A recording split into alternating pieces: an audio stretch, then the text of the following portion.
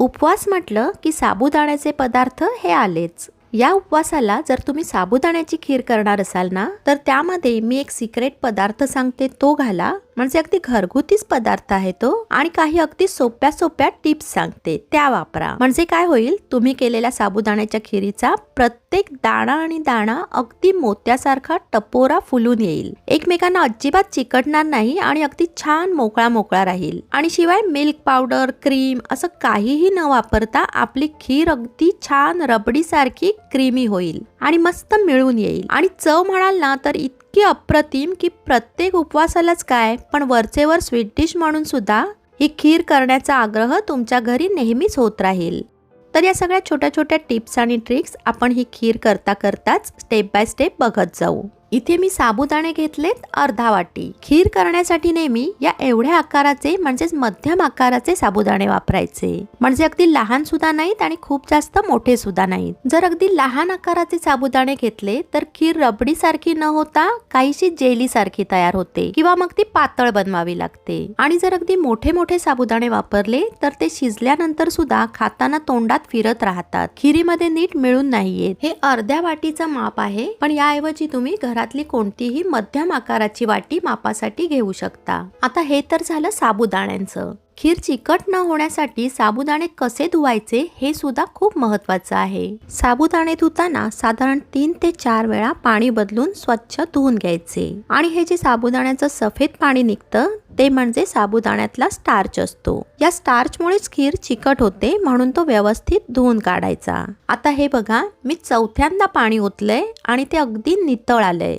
हे पाणी सुद्धा आपल्याला काढून टाकायचे आणि आता साधारण 1.5 तास तरी हे साबुदाणे आपल्याला भिजवून घ्यायचे। पण ते पाण्यात न भिजवता आपण दुधामध्ये भिजवणार आहोत। साबुदाणे दुधामध्ये भिजवल्याने दूध साबुदाण्यात अगदी आतपर्यंत छान मुरतं आणि त्यामुळे खिरीची चव सुद्धा खूप छान लागते। फक्त लक्षात ठेवायचं, हे दूध फार थंडही नको आणि फार गरमही नको, यामध्ये अगदी सहज बोट बुडवता येईल इतपत ते कोमट असावं। खूप जास्त गरम दूध वापरलं तर साबुदाणे नीट भिजणार तर नाहीतच, उलट ते कडक होतील। तसंच खिरीसाठी नेहमी फुल क्रीम किंवा म्हशीचं दूध वापरायचं, म्हणजे खीर छान क्रीमी होते आणि त्याला टेस्टही छान येते। मी हे फुल क्रीम दूध वापरलंय। या खिरीसाठी अर्धा कप साबुदाण्यांसाठी आपल्याला 1 लिटर इतकं दूध लागणार आहे। अगोदर त्यातलं मी इथे अर्धा लिटरच तापवून घेतलंय। आता ज्या वाटीने आपण साबुदाणे मोजून घेतले तीच वाटी 2 वेळा भरून दूध आपण यात घालायचे, म्हणजे साबुदाण्याच्या दुप्पट दूध यामध्ये आपल्याला घालायचे। म्हणजे अर्धा वाटी साबुदाणे भिजवायला आपल्याला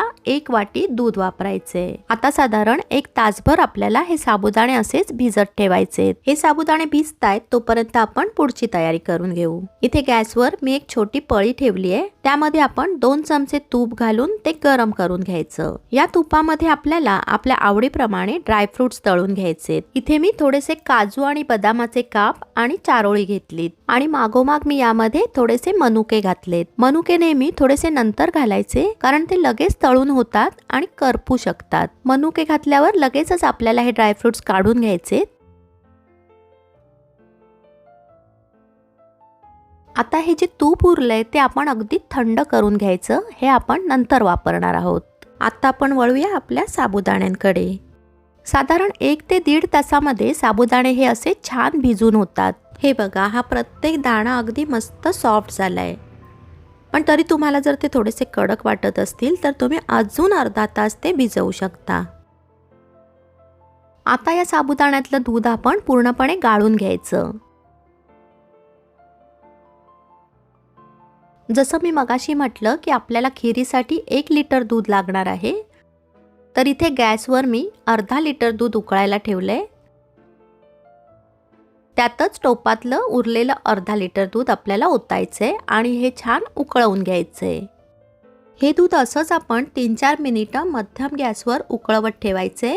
खूप जास्त आटवण्याची गरज नाही, कारण एकतर हे फुल क्रीम दूध आहे आणि दुसरं म्हणजे त्यात आपण साबुदाणे शिजवणार आहोत, त्यामुळे साबुदाणे शिजेपर्यंत सुद्धा ते दूध आटणारच आहे। आणि आता हे जे मगाशी गाळून घेतलेले साबुदाणे आहेत, जसं मी मगाशी म्हटलं की त्यामध्ये आपल्याला एक सिक्रेट पदार्थ घालायचा आहे, तर तो म्हणजे मगाशी आपण ड्रायफ्रुट्स तळून जे तूप बाजूला ठेवलं होतं ते तूप। हे तूप आपण जेव्हा साबुदाण्यांवर घालतो तेव्हा ते अगदी जादुई काम करतं।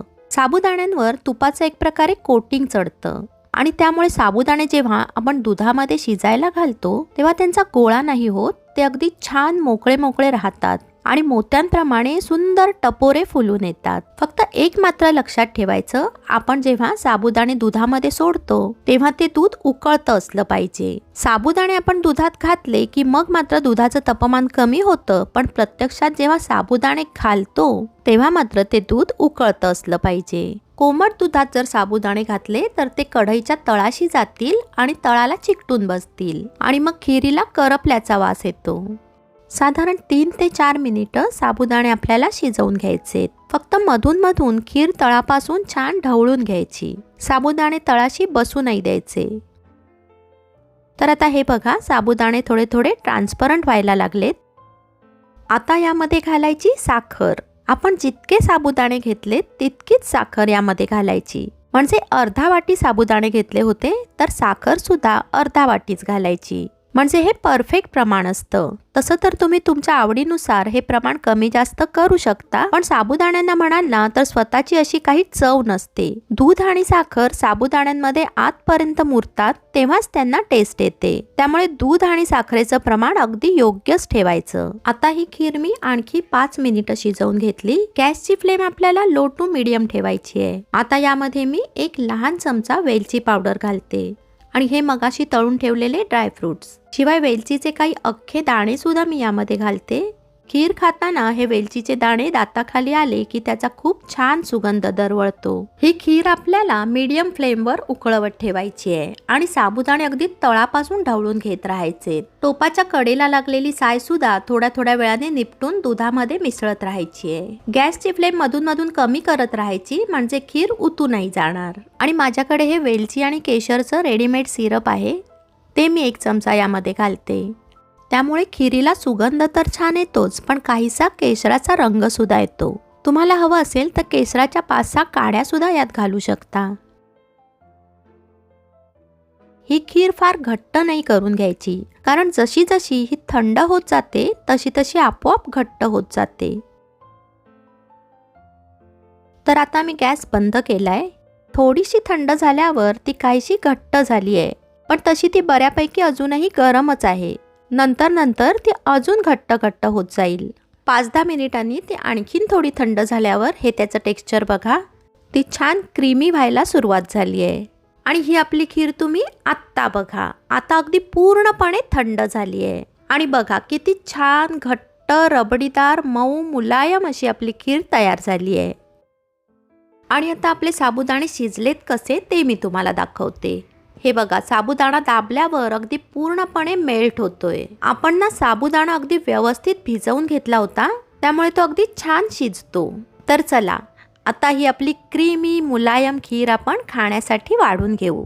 जर तुम्हाला मी केलेली ही खीर आवडली असेल तर मला कमेंट करून तसं नक्की सांगा. व्हिडिओला एक लाईक द्या, जास्तीत जास्त शेअर करा आणि जर चॅनलवर नवीन असाल तर जरूर सबस्क्राईब करा, जेणेकरून मी केलेल्या नवीन नवीन रेसिपीज तुम्हाला लगेच पाहता येतील. पुन्हा भेटू अशाच एका छानशा रेसिपीसह. तोपर्यंत धन्यवाद.